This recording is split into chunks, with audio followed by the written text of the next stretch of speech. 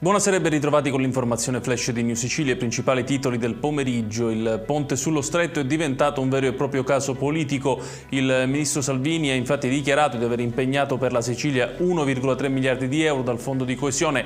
Schifani si è detto molto preoccupato perché l'accordo era per un solo miliardo.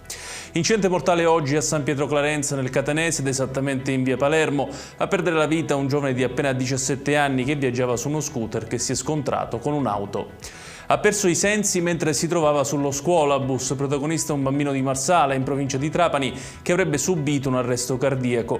Decisivo l'intervento di un insegnante che lo ha salvato praticandogli le manovre di rianimazione. Sono due gli ultras catanesi arrestati durante gli scontri avvenuti non lontano dallo stadio con i tifosi del Pescara durante il match di Coppa Italia che si è disputato ieri sera al Massimino. 6 gli agenti di polizia rimasti feriti durante le colluttazioni.